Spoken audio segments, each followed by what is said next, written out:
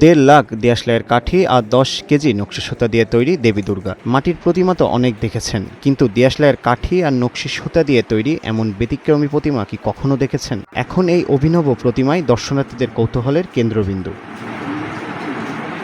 সাতক্ষীরা সদর উপজেলার ধুলিহর ব্রহ্মরাজপুরের একটি মন্দিরে 4 শিল্পী 1 মাসেরও বেশি সময় ধরে তৈরি করেছেন প্রতিমাটি। প্রচলিত মাটি, খড় ও বাঁশের বদলে দেশলাইয়ের কাঠি ও নকশি সুতার নিখুঁত কারুকাজে ফুটিয়ে তোলা হয়েছে দেবী দুর্গার রূপ। প্রতিমা তৈরিতে শিল্পীদের মজুরি ধরা হয়েছে 1,30,000 টাকা।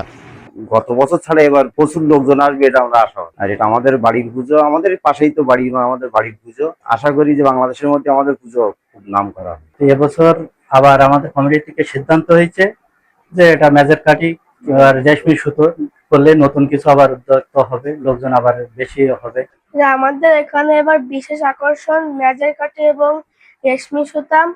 প্রতিমা শিল্পী নবদ্বীপ সরকার জানান, 2023 সালে ভারতে গিয়ে এমন নকশা দেখেছিলেন তারা। সেই অভিজ্ঞতা কাজে লাগিয়ে নিজের মতো করে তৈরি করা হয় এই প্রতিমা।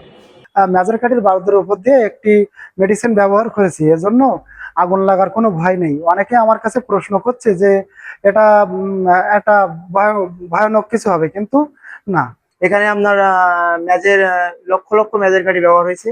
মন্দির কমিটি জানায়, এর আগে ধান দিয়ে প্রতিমা তৈরি করে দর্শনার্থীদের নজর কেড়েছিলেন তারা। এখন আরও নতুন কিছু করার ভাবনা থেকে নেওয়া হয় এই উদ্যোগ।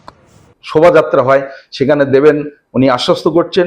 সাথে সাথে দুর্গাপূজার ব্যাপারেও বিস্তারিত কথা না হলেও বলছিলেন, আপনাদের সঙ্গে আবার বসে আপনাদের কোনো জায়গায় কোনো অসুবিধা হলে আমাদের বলবেন, আমরা সেখানে অবশ্যই নিরাপত্তা সমস্ত জেলায় নির্বিঘ্নে যাতে আমরা করতে পারেন সে সহযোগিতা আমাদের কাছ থেকে আপনারা পাবেন। এজন্য আমি এসপি মহোদয়ের ধন্যবাদ জ্ঞাপন করছি আমাদের সম্প্রদায়ের পক্ষ থেকে। দুর্গাপূজা শুরু হতে এখনো অনেক সময় থাকলেও ব্যতিক্রমী প্রতিমা দেখতে ভিড় করছে স্থানীয়রা। কেউ ছবি তুলছেন, কেউ ভিডিও করছেন। জেলায় এবার 500-র বেশি মণ্ডপে দুর্গাপূজার প্রস্তুতি চলছে। তবে দেশলাইয়ের কাঠি ও নকশি সুতার এই প্রতিমা এবারের উৎসবে বাড়তি আকর্ষণ তৈরি করবে বলে আশা আয়োজকদের। ফাহিম শ্রাবণ, টাইমস টুডে।